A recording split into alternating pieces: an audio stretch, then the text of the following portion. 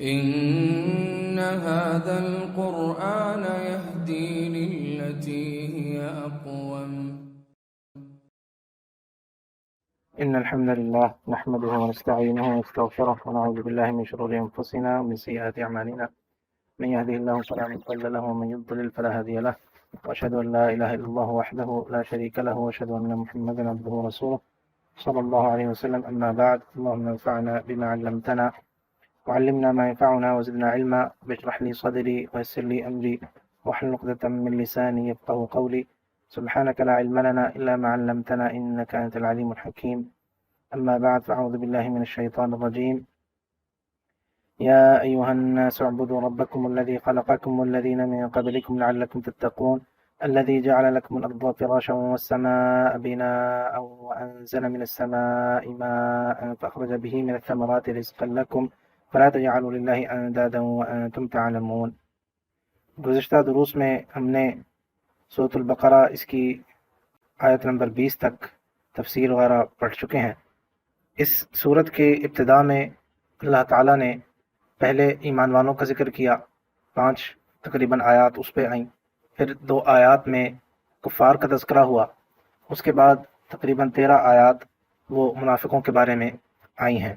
یہ 3 اقسام اللہ تعالیٰ نے لوگوں کی ذکر کی ہیں کہ لوگ ان 3 اقسام میں ہیں، یا ایمان والے ہیں، یا ایسے کفار ہیں جو خالصتاً کفر کا اقرار کرتے ہیں، کفر پر ہیں، اور تیسری قسم فرمایا کہ ایسے کافر ہیں کہ جو بظاہر ایمان کو ظاہر کرتے ہیں لیکن اصل میں وہ منافق ہیں اور کفر پہ قائم ہیں۔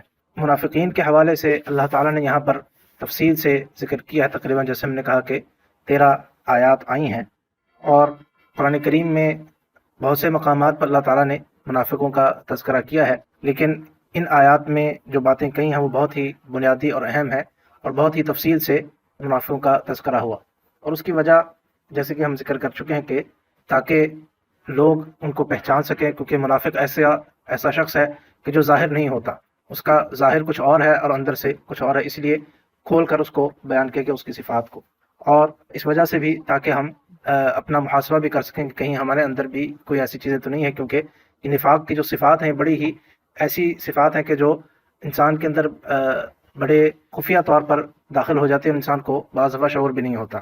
اسی حوالے سے اگلی بات کو آگے بڑھانے سے پہلے ایک مفسر جو دور حاضر ہی کے ان کو گنا جائے گا، گزرے ہیں کچھ عرصہ پہلے ہی، غالباً 50-60 سال کے قریب ان کی وفات کو ہے، شاید اس سے بھی کم ہوا ہے، امام ابن عاشور رحمہ اللہ، انہوں نے اپنی تفسیر میں ان آیات کی تفسیر میں اس کا خلاصہ اور منافقوں کی صفات کا خلاصہ بیان کیا ہے، اور وہ کافی مفید اور اہم ہے، تو اس لیے میں سمجھتا ہوں کہ اس کو ہم ذکر کر دیں کہ وہ اس ساری چیز کو انہوں نے بڑے ہی احسن انداز سے اس کو سمیٹا ہے۔ کہتے ہیں، اور یہ انہوں نے اپنی تفسیر میں اسی طرح سے ایک وہ ٹری سٹرکچر یا بنایا ہوا ہے، اور یہ اس طرح سے انہوں نے تقسیم کر کے اس کی منافقوں کی جتنی صفات ہیں اس کو بیان کیا ہے۔ کہتے ہیں کہ اس میں کہ بنیادی طور پر منافقوں کی جو سب سے بنیادی صفات ہیں وہ 3 ہیں۔ بنیادی صفات کیا ہیں؟ 3 ہیں۔ نمبر 1 جھوٹ بولنا، نمبر 2 خوف، اور نمبر 3 دھوکہ۔ جھوٹ جس کو عربی میں کذب کہتے ہیں، بما کانوا یکذبون، ہم پیچھے پڑھ چکے ہیں۔ دوسرا خوف، اور تیسرا دھوکہ دینا، خداع۔ کہتے ہیں کہ یہ 3 بنیادی صفات ہیں منافقوں کی۔ اچھا، ان میں سے پھر ہر ایک کے آگے سے ہر ایک صفت جو ہے وہ مزید کچھ صفات کو جنم دیتی ہیں، تو کہتے ہیں کہ جھوٹ کی وجہ سے 3 مزید صفات ان کے اندر آتی ہیں۔ تو جھوٹ پہلی ہے، اور جھوٹ کے نیچے 3 اور یعنی سب کیٹیگریز جو جھوٹ ہی کی وجہ سے ان کے اندر پیدا ہوتی ہیں، وہ کیا ہے؟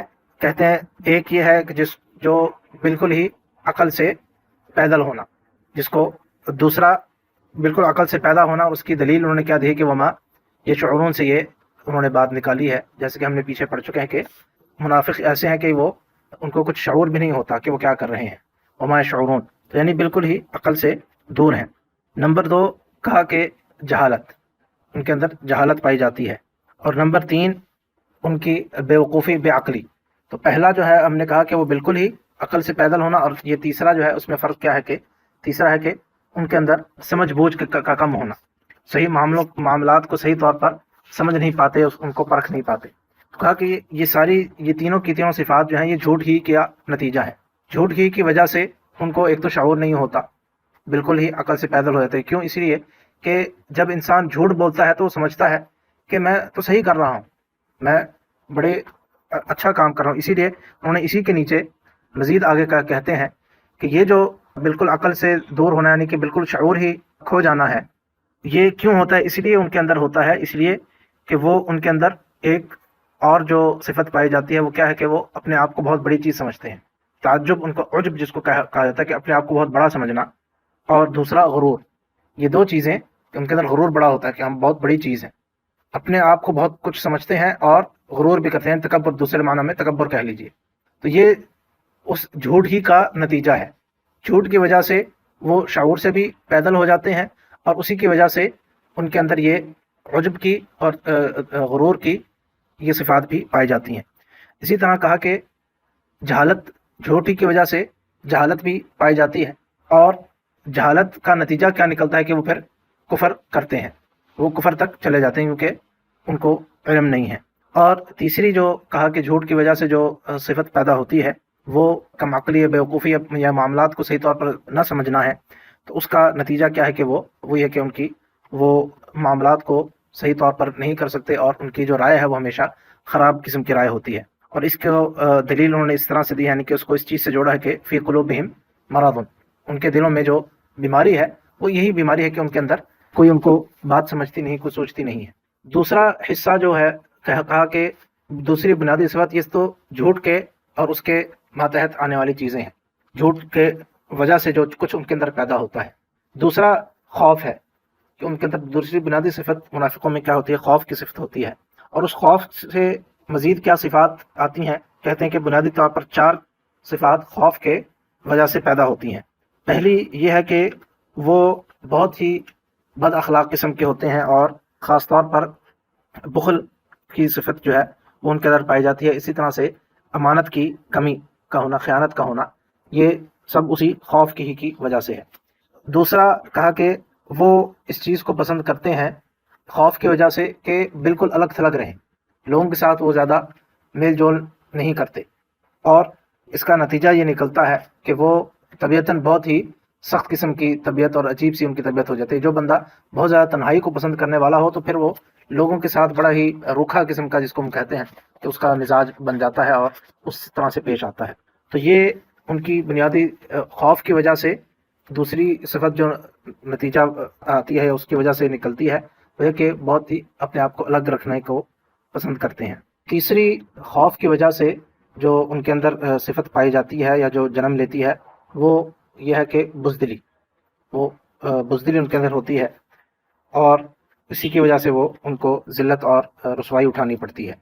اور چوتھی صفت کہ وہ اپنے آپ کو خفیہ رکھنے کی کوشش کرتے ہیں، یعنی خفیہ معاملات ان کے رہتے ہیں، یہ بھی خوفی کی وجہ سے ہے. دوسرا جو ہم نے کہا تھا، اس میں دوسرے اور تیسرے میں تھوڑا سا چوتھے میں فرق ہے. خوف کے تحت جو ہم نے کہا کہ 4 چیزیں بیان کی گئیں. پہلا خوف کے تحت یہ تھا کہ ان کے اندر بہت ہی سخت مزاجی اور بخل وارہ اور خیانت، یہ صفات پائی جاتی ہیں. دوسرا کہ وہ اکیلا رہنا پسند کرتے ہیں. تیسرا بزدلی. اور چوتھا یہ ہے کہ وہ اپنے معاملات کو خفیہ رکھتے ہیں. تو دوسرا اور چوتھا صفت جو ہے ملتی جلتی ہیں. دوسری ہے کہ الگ رہنا پسند کرتے ہیں، اور چوتھا یہ کہ اپنے معاملات کو بہت خفیہ رکھتے ہیں. اس کے بعد تیسرے کہا کہ تیسری بنیادی صفت منافقوں کی کیا ہے کہ وہ دھوکہ دیتے ہیں. اور اس دھوکے سے آگے مزید پھر 3 صفات نکلتی ہیں یا 3 ان کی وصف آتے ہیں. کہ نمبر 1 یہ کہ لوگوں کے ساتھ دشمنی ہے. وہ دھوکہ کیوں دیتے ہیں؟ اس لیے کہ لوگ ان کے اندر دشمنی کی صفت پائی جاتی ہے. نمبر 2 کہ ان کو نقصان پہنچانا مقصود ہوتا ہے. دھوکہ کیوں دیتے ہیں؟ اس لیے کہ دوسرے کے ساتھ یعنی وہ حسد اور اس قسم کی ان کے اندر صفات پائی جاتی جس کی وجہ سے وہ نقصان پہنچانا چاہتے ہیں. اور تیسری دھوکے کی وجہ سے جو صفت ان کے اندر پائی جاتی ہے وہ یہ ہے کہ وہ زمین میں فساد کرتے ہیں، یعنی فساد کو پھیلانے والے ہیں. تو یہ امام ابن عاشور نے اس کا خلاصہ بیان کیا ہے منافقوں کی صفات کا. یہ ایک اچھا خلاصہ ہے کہ جو پچھلی تمام آیات میں جو ہم نے جو کچھ پڑھا ہے وہ بہت احسن انداز سے انہوں نے اس کو اختصار کیا ہے اس کا. اس کے بعد اگلی آیت کریمہ میں اللہ تعالیٰ فرماتا ہے یا ایھا الناس اعبدوا ربکم، اے لوگو عبادت کرو اپنے رب کی. جس نے الذی خلقکم، جس نے تمہیں پیدا کیا، والذین من قبلکم، اور جو تم سے پہلے تھے، لعلکم تتقون، شاید کہ تم متقی بن جاؤ۔ یہ اختصار سے اس کا بامحاورہ ترجمہ ہے اس آیت کریمہ کا۔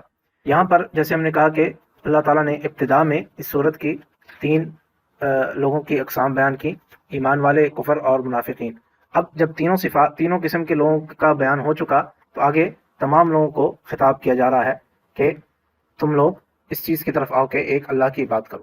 تو یہ اس آیت کا پچھلی آیات سے تعلق اور ربط ہے۔ اس آیت میں ابتدا کہاں سے ہو رہی ہے؟ فرمایا یا ایھا الناس، یا ایھا الناس، یہ اس میں جو پہلا لفظ ہے یا ایھا، یہ اصل میں 3 الفاظ کا یا 3 حروف کا مجموعہ ہے۔ یا، ایو اور ہا، یہ تین چیزیں الگ ہیں۔ یا کیا ہے؟ یہ اس کو حرف ندا بولا جاتا ہے۔ حرف ندا یعنی کہ پکارنے کے لیے، یہ عربی میں استعمال ہوتا ہے، اور یہ زیادہ تر دور کے لیے استعمال ہوتا ہے، لیکن بعض دفعہ قریب کے لیے بھی استعمال ہوتا ہے۔ یعنی کوئی شخص دور ہو اگر تو اس کو یا کہہ کے پکارا جاتا ہے۔ دور کسی شخص کو بلانا ہو، اس کو آواز لگانی ہو تو اس کے لیے یا استعمال ہوتا ہے، زیادہ تر اس کا استعمال دور کے لیے ہے۔ اس کے بعد جو لفظ ہے وہ ہے ایو، یا ایو، یہ دونوں الگ الگ ہیں، اکٹھے نہیں ہیں۔ ایو جو ہے یہ بنیادی طور پر ربط کے لیے آتا ہے، یہ ربط کے لیے آیا ہے۔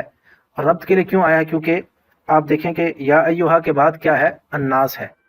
تو جہاں پر بھی یا جو حرف ندا ہے اس کے بعد جو لفظ آئے اس میں الف لام ہو تو اس کو عربی میں یہ بولا نہیں جا سکتا۔ یا الرجل نہیں بولا جاتا کبھی بھی۔ اگر الرجل ہو تو الرجل میں الف لام لگا ہوا ہے، تو جس لفظ کے ساتھ بھی الف لام لگا ہوگا اس کے سے پہلے اگر آپ نے یا لگانا ہے تو ساتھ ایو کو جوڑنا پڑے گا تاکہ آپ اس کو بول سکیں، کیونکہ یہ عربی زبان میں اس کو بولنا مشکل ہے۔ یا الرجل، کیونکہ اگر آپ یا الرجل بولیں گے تو وہ یہ عربی کا انداز نہیں ہے، اسلوب نہیں ہے، اس کو آپ کو ملانا پڑے گا، یا کو را سے ملانا پڑے گا تو یا الرجل بن جائے گا۔ تو یا الرجل وہ کہے گا کہ یہ تو کوئی اور لفظ ہے۔ وہ یا الرجل ایک لفظ ایسے محسوس، سننے والے کو محسوس ہوگا کہ جیسے کہ یا الرجل کوئی اور لفظ ہے، یا الرجل الگ الگ نہیں ہے۔ تو اس لیے اس کو بولنے کے لیے، اس کو الگ کرنے کے لیے، تو جس لفظ کے ساتھ الف لام لگا ہو اس سے پہلے اگر یا لگانا ہے تو پھر بیچ میں ایو کا لفظ آئے گا۔ تو یہ تو ایو کا معنی کیا ہے؟ بنیادی طور پر یہ ربط کے لیے آیا ہے، یہ مقصود ہے بیان کرنا یہاں پر۔ اور یہ جو ہا ہے یہ ضمیر ہے، یا ایو ہا، تو ہا یہ ضمیر ہے، اور یہ ضمیر کے بھی مختلف اس کے اسباب ہیں لانے کے۔ یہاں پر بنیادی طور پر یہ اس مقام پر جو آیا ہے، حرف ندا کے بعد جو ایو، حرف ندا اور ایو کے بعد جو ضمیر آئی ہے، یہ بھی الناس کو جوڑنے کے لیے آئی ہے۔ بنیادی طور پر اس کا مقصد جوڑنا ہی ہے، یا ایھا الناس۔ تو یا ایھا الناس نہیں ہوگا، تو یا ایھا الناس بھی وہی بات ہے کہ وہ نہیں صحیح طرح سے بولا جاتا۔ اور اس کے کچھ عربی گرامر کے حوالے سے بھی مقاصد ہیں جو شاید اتنی بات واضح نہ ہو سمجھنے کے لیے، تو اس لیے آسان لفظوں میں آپ اس کو یہی سمجھ لیجیے کہ ایو اور ہا یہ دونوں جوڑنے کے لیے آئے ہیں الناس کے ساتھ اس کو۔ تو یا ایھا الناس معنی ہوا اے لوگو، تو اس لیے یا ایھا کا ترجمہ صرف یہی کہتا ہے اے، پکار، حالانکہ یہ اصل میں یا کا ترجمہ ہے۔ ایو اور ہا کا ترجمہ عام طور پر نہیں کیا جاتا کیونکہ صرف جوڑنے کے لیے آئے ہیں۔ یا ایھا الناس، الناس یہ لفظ کئی دفعہ پہلے بھی گزر چکا ہے، معنی ہے تمام لوگ، الناس تمام لوگ۔ یا ایھا الناس کہہ کر یہاں پہ پکارا گیا ہے، اور مفسرین لکھتے ہیں کہ قرآن کریم میں جتنی بھی ندا آئی ہے یا پکار آئی ہے وہ یا ایھا الناس یا ایھا کے ساتھ آئی ہیں، یا ایھا الذین آمنوا، یا اس طرح سے آتے ہیں الفاظ۔ تو تمام قرآن کریم میں اسی کو انداز کو استعمال کیا گیا ہے۔ یہاں پر ایک دو باتیں ہیں کہ کیوں کسی کو پکارنے کے لیے یا ندا کے لیے قرآن کریم میں اس خاص انداز کو کیوں اپنایا، یا ایھا کہہ کے کیوں ہمیشہ قرآن کریم میں آتا ہے۔ کوئی اور الفاظ جو عربی میں آتے ہیں ندا کے لیے اور الفاظ بھی موجود ہیں، تو وہ الفاظ کیوں نہیں آئے اور قرآن کریم میں اسی ایک انداز کو شروع سے آخر تک کیوں اپنایا گیا ہے؟ یا دوسرے لفظوں میں کہہ دیں کہ اس انداز کے کیا فوائد ہیں یا کیا اس کی خصوصیت ہے کہ جس کی وجہ سے اللہ تعالیٰ نے اس انداز کو اختیار کیا ہے۔ تو اس حوالے سے علماء بیان کرتے ہیں کہ اس میں بہت سارے فوائد ہیں۔ ایک تو یہ کہ یہاں پر یا جو ہے، جیسے ہم نے کہا کہ یہ بعید کے لیے عام طور پہ استعمال ہوتا ہے، لیکن یہاں پر کس کے لیے استعمال ہو رہا ہے؟ قریب کے لیے استعمال ہو رہا ہے۔